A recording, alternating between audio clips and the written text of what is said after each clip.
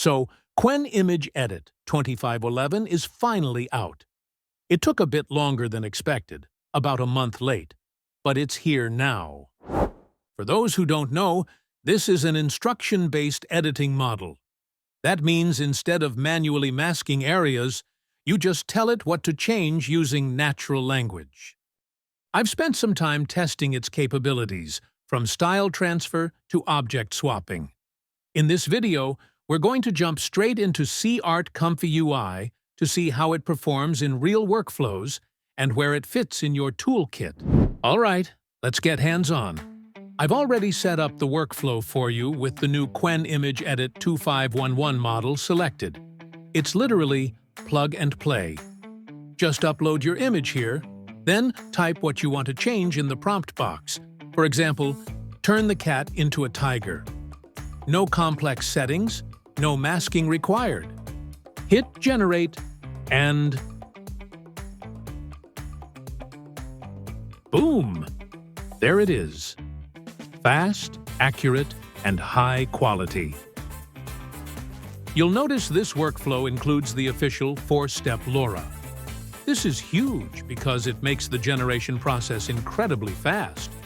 You won't be waiting around for minutes. The results pop up in seconds. For the tech-savvy users, we have the Model Sampling Auraflow and CFG Norm nodes here. Model sampling balances between big composition and fine details, while CFGI Norm stops your image from getting oversaturated if you use a high CFG. But honestly, you can just leave these on default. The preset values work perfectly for 99% of cases. This is the secret sauce, the Edit Model Reference Method node.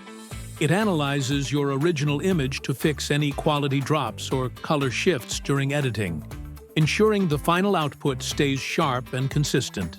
So, is Qwen Image Edit 2511 worth adding to your workflow? Absolutely. It's fast, it understands natural language surprisingly well, and best of all, you can run it completely for free on seaart without needing a high-end GPU. I've dropped the link to this exact workflow in the description below.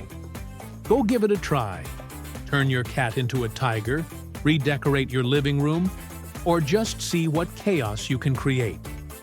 Let me know in the comments what you managed to create. And if you found this tutorial helpful, don't forget to hit like and subscribe for more easy AI workflows. Thanks for watching, and I'll see you in the next one.